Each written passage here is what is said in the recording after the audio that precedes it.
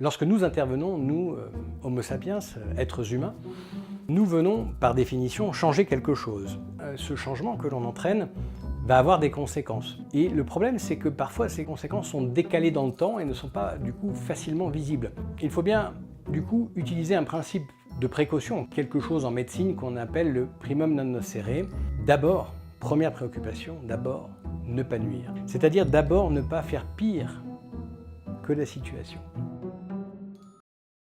Docteur Dufournet, bienvenue sur la chaîne si vous êtes nouveau. Cette vidéo fait partie d'un ensemble de vidéos qui étaient initialement réservées à mes patients que je voyais notamment en téléconsultation. Elles leur sont toujours destinées, bien entendu. Toutefois, suite à certaines demandes, je les mets en ligne en public, donc accessible par tout le monde. Petit avertissement donc, avant de commencer cette vidéo. Cette vidéo fait donc partie des vidéos un peu techniques qui étaient initialement destinées à préparer une téléconsultation ou à faire suite pour un travail autonome avant et ou après la téléconsultation.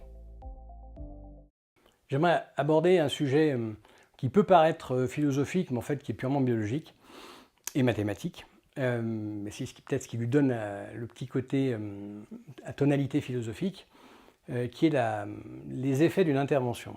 Lorsque nous intervenons, nous, Homo sapiens, êtres humains, nous venons par définition changer quelque chose.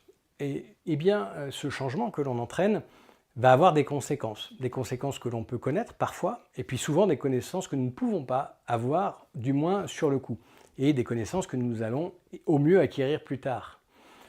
Et le problème, c'est que parfois ces conséquences sont décalées dans le temps et ne sont pas du coup facilement visibles.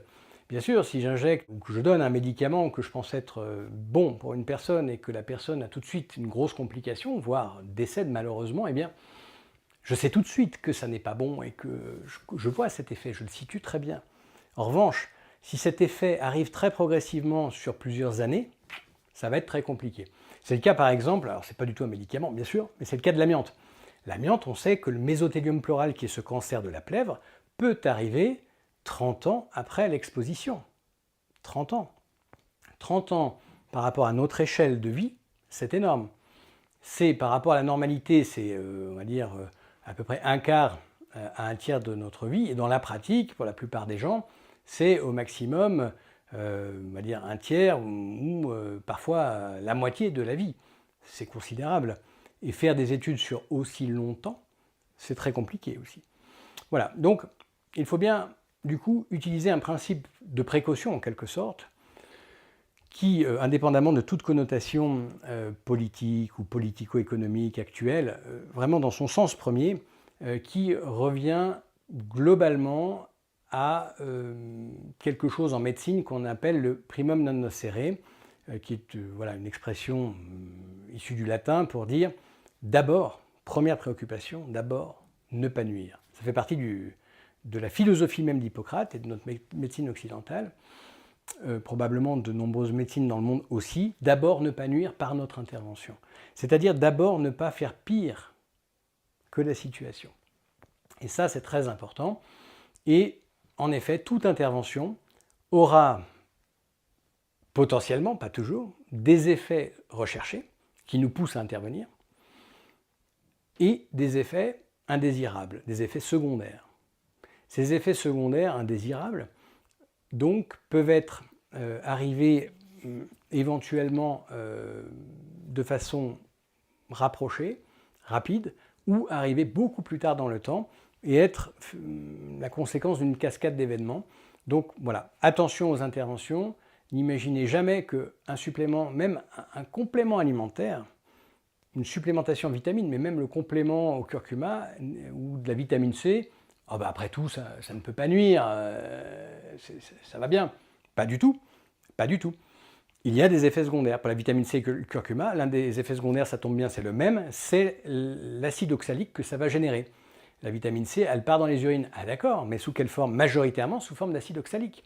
Et donc, comme on sait qu'on a une utilisation très faible, alors qui augmente quand on mange plus de glucides, mais qui reste quand même faible, et plus on est low carb cétogène, moins on a besoin de vitamine C, eh bien, on va entraîner une augmentation très importante, parfois, même parfois majeure, de l'acide oxalique dans le sang et dans les urines, à tel point qu'on arrive à des taux que l'on a dans des anomalies graves de notre métabolisme qui sont d'origine génétique, qu'on appelle l'hyperoxalurie primitive, mais également que l'on peut retrouver chez des professionnels qui sont exposés à l'acide oxalique dans le cadre de leur métier, dans le cadre d'un travail, par exemple, dans l'industrie chimique.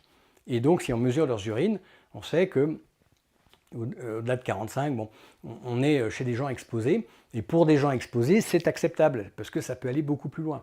Mais imaginez, donc on arrive à des taux dignes, retrouvés en tout cas, chez des gens exposés, assez poison. Donc l'acide oxalique qu'on appelle encore le sel d'oseille, qui est utilisé dans l'industrie pour enlever la rouille, ça marche très bien, pour décaper des parquets, pour décaper des pierres par exemple. Il y a plein d'autres utilisations comme agent de blanchiment évidemment, etc. On peut résumer ces effets en disant effet de premier ordre, qu'ils soient voulus ou non voulus. C'est souvent l'effet de premier ordre, c'est plutôt l'effet que je vais rechercher. Je vais par exemple vouloir prescrire un traitement ou un régime alimentaire pour baisser le cholestérol parce que je crois bien faire en le baissant parce que j'ai peur que ça fasse des maladies cardiovasculaires. Et l'effet de second ordre, ça va être en réalité de décaler le risque. Moi j'ai cru bien faire en faisant ça, donc je me déculpabilise aussi en tant que prescripteur. Alors je vous rassure, c'est pas ce que je fais, mais certainement pas. Mais je raisonne en tant que prescripteur standard.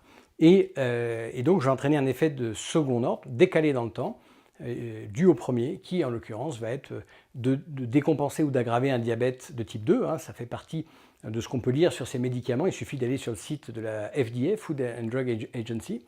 C'est officiel. Alors bien sûr, c'est dans certains cas ou de rares cas, bien sûr. On ne va pas vous dire que c'est la majorité des gens. N'empêche que moi, les gens qui sont sous ces traitements, pour la plupart, les diabètes sont quand même très difficiles à régler. Plus que lorsqu'on a des taux de cholestérol normaux. Normaux au sens suffisamment élevé. Voilà, donc effet de premier ordre, d'accord, souvent l'effet recherché, et effet qu'il soit atteint ou non, et deuxièmement, effet de second ordre, les conséquences que cela va entraîner. Et donc, il faut faire toujours attention à l'intervention. Nous ne sommes jamais sûrs d'obtenir un effet de premier ordre, et là, dans la diminution du cholestérol, j'en parle spécifiquement, on en parle dans les aspects liés au cholestérol, donc en plus, non seulement on ne l'atteint pas, mais en plus, on crée des effets, pour le coup, de second ordre, donc des effets indésirables, des effets secondaires. Donc attention à ça, toute intervention a des effets secondaires, sinon c'est une intervention de type placebo.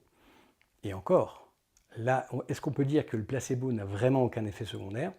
Il existe un effet placebo négatif qui consiste à avoir des effets secondaires alors qu'on a pris une substance plus que inerte ou qu'on croit avoir pris alors qu'on n'a pas pris, qu'on s'est fait tromper.